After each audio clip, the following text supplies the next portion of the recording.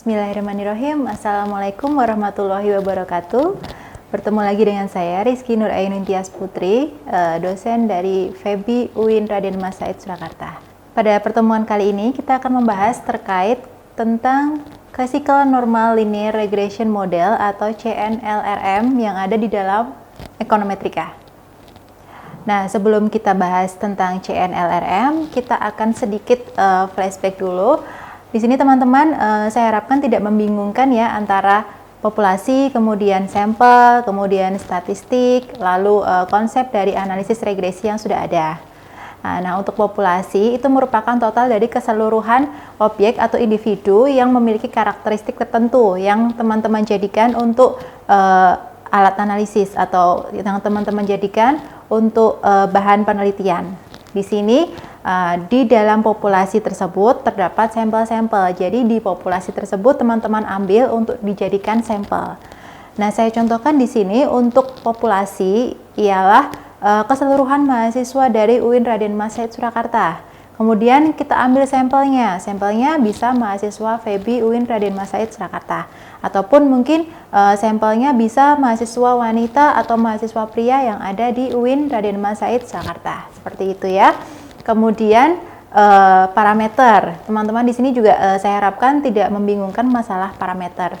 Untuk parameter merupakan nilai yang terkait dan menggunakan sumber data yang berasal dari populasi dan dapat digunakan untuk menarik kesimpulan mengenai suatu karakter populasi tersebut. Jadi di sini untuk parameter itu bisa berupa mean, median, modus, kemudian korelasi, koefisien, rata-rata dan sebagainya.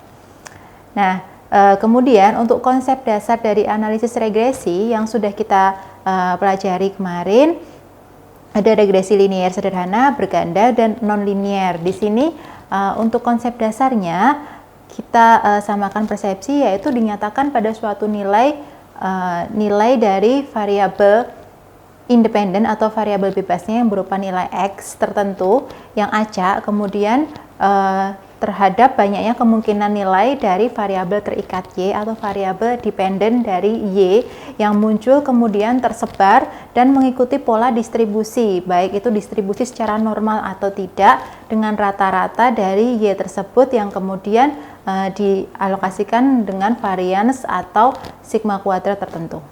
Nah, kembali ke CNLRM, yaitu Classical Normal Linear Regression Model, yang biasa kita kenal dengan uji asumsi klasik. Nah, di sini untuk uji asumsi klasik merupakan asumsi yang diperlukan dalam analisis regresi linear dengan ordinary least square atau OLS. Jadi, seringkali untuk uji asumsi klasik atau CNLRM itu biasa disebut dengan the Gaussian standard, karena memang pencetus utamanya ialah Gaussian. Kemudian, apabila hasil regresi telah memenuhi asumsi-asumsi regresi, maka nilai estimasinya yang diperoleh itu diharapkan akan bersifat blue, yaitu Bayes linear unbiased estimator. Nah, di sini hasil regresi dinyatakan sebagai best atau terbaik apabila garis regresi yang dihasilkan guna melakukan estimasi tersebut atau peramalan yang ada atau sebaran yang ada itu menghasilkan error term yang kecil. Jadi diharapkan semakin kecil error akan semakin baik. Jadi kemudian untuk tujuan dari pengujian dari asumsi tersebut memberikan kepastian bahwa persamaan regresi yang didapatkan itu memiliki ketepatan dalam estimasi, kemudian diharapkan tidak bias dan konsisten.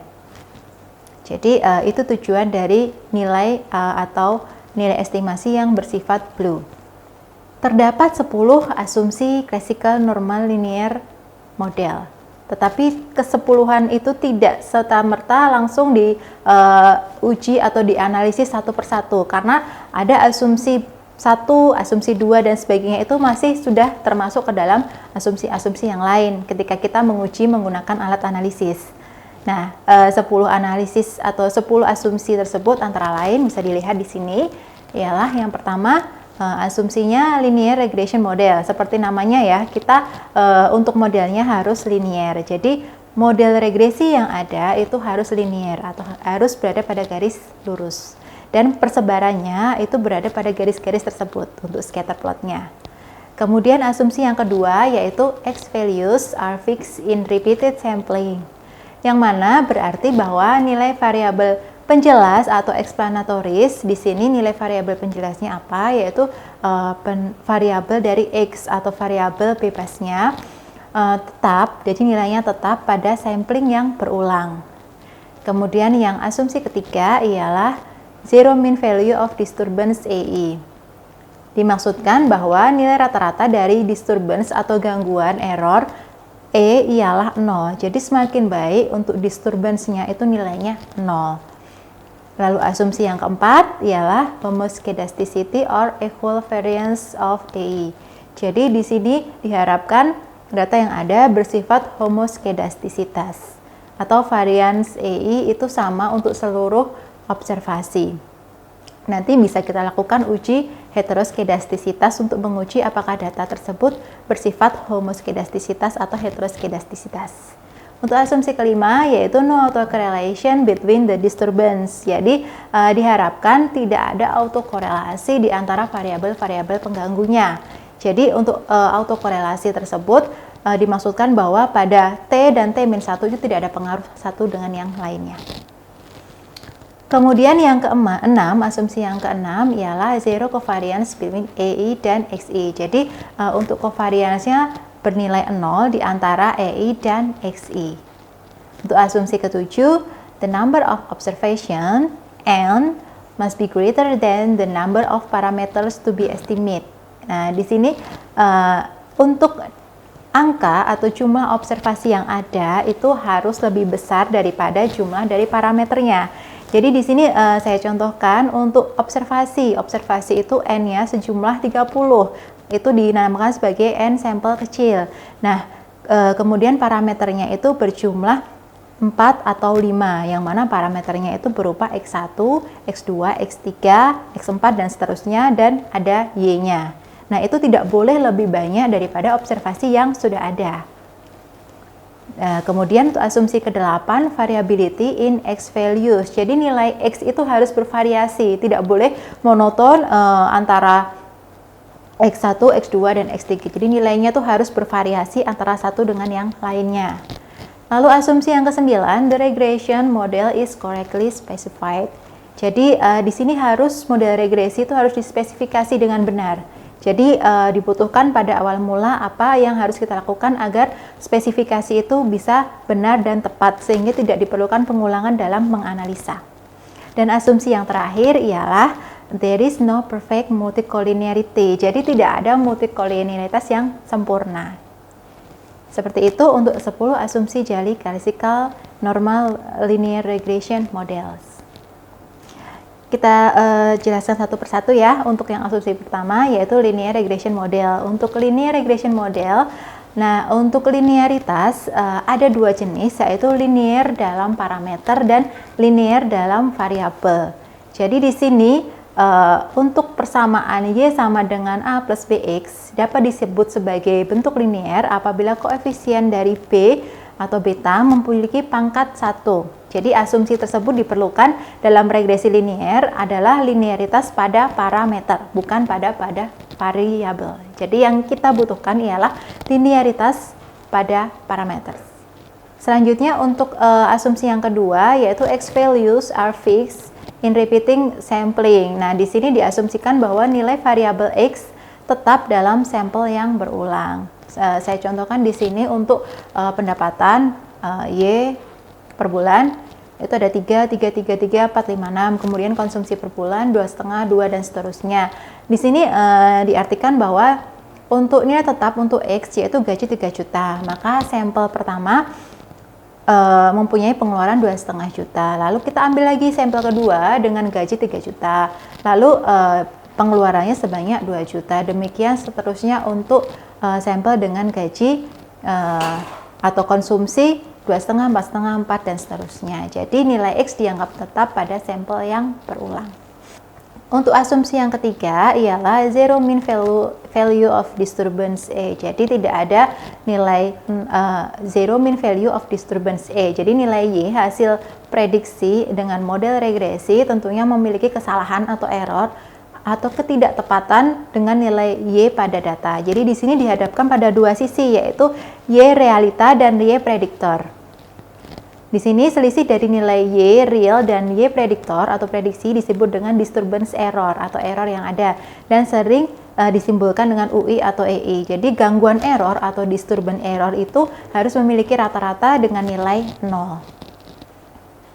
Untuk asumsi keempat ialah homoscedasticity or equal variance of EI. Jadi kita paparkan dulu ya. Untuk homo itu kan equal atau sama, kemudian kedasticity itu disperse atau scatter atau sebaran. Jadi di sini untuk homoscedasticity itu variance dari jumlah kuadrat seluruh deviasi nilai individu terhadap nilai kelompok itu harus tersebar.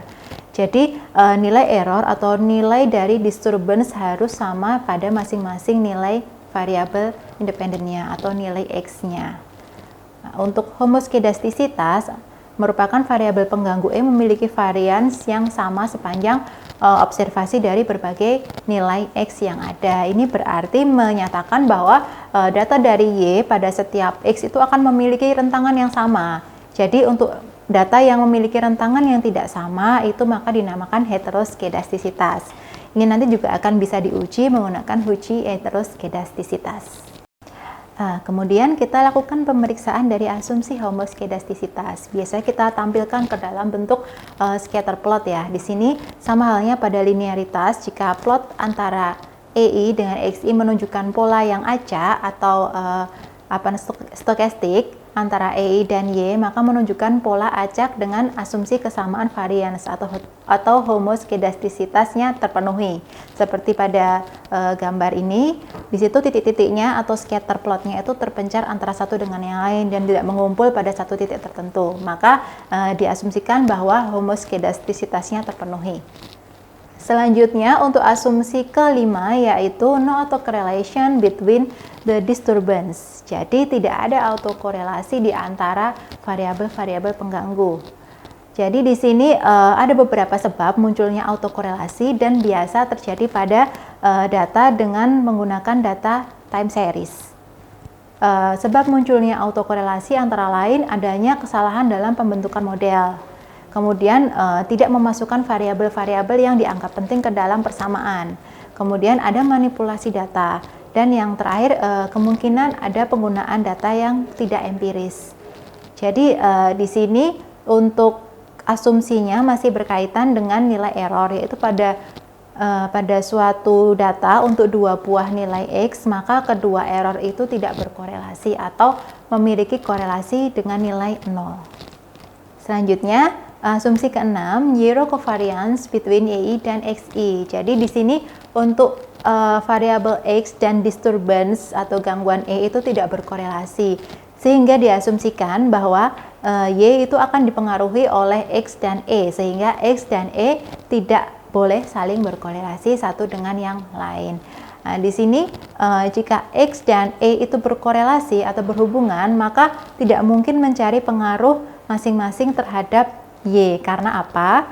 Karena jika X berkorelasi positif dengan E, maka apabila X-nya itu meningkat, maka errornya juga akan mengalami peningkatan. Begitu pula sebaliknya, apabila X-nya menurun, maka E-nya juga mengalami penurunan.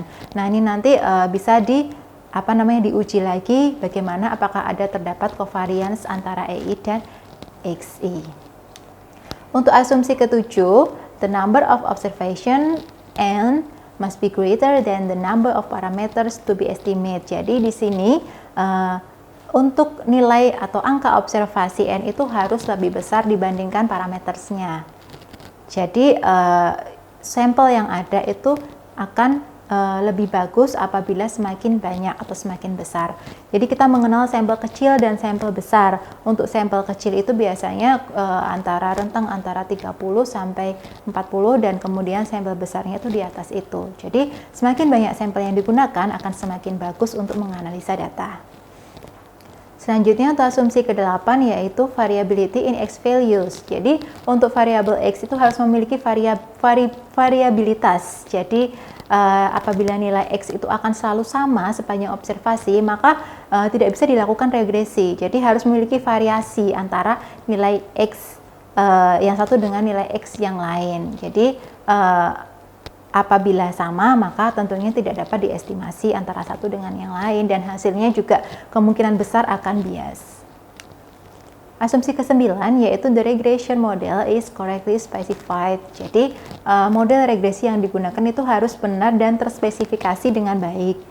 Artinya tidak ada spesifikasi yang bias karena semuanya telah sesuai dengan teori yang ada. Nah, di sini apabila ada teori, kemudian kita uji teori atau fenomena tertentu, kemudian variabelnya tidak sesuai dengan teori yang ada, maka kemungkinan besar akan hasilnya akan dipertanyakan atau akan bias untuk hasil penelitiannya. Dan apabila teman-teman di sini ada satu teori, kemudian diaplikasikan ke dalam uji-uji, kemudian ternyata teori dasarnya itu tidak berlaku, maka nanti teman-teman bisa melakukan penelitian lebih lanjut, kemudian bisa menjelaskan mengapa teori tersebut tidak relevan dengan hasil penelitian yang teman-teman dapatkan. Seperti itu. Selanjutnya untuk pemeriksaan dari normalitas. Jadi untuk normalitas itu digunakan untuk melihat apakah data itu terdistribusi normal atau tidak. Jadi untuk data yang terdistribusi normal itu apabila pencairan dari plot atau scatter plotnya membentuk atau mendekati suatu garis yang ada di dalam grafik. Jadi asumsi-asumsi dari distribusi normalitas itu akan terpenuhi dengan satu dengan yang lainnya seperti pada gambar disebut. Lalu asumsi yang terakhir yaitu there is no perfect multicollinearity. Jadi tidak ada multicollinearitas yang sempurna, sehingga tidak ada hubungan yang tinggi atau yang besar antara variabel bebas dengan model regresi. Jadi asumsi ini tidak bisa diterapkan pada regresi linier sederhana atau regresi dengan satu variabel bebas. Kemudian apabila suatu model memiliki beberapa variabel dan sebagian dari variabel mereka itu dapat menjelaskan hubungan linier secara pasti, maka variabel tersebut dapat dikatakan variabel yang dikenal sebagai multicollinearity. Jadi seperti itu.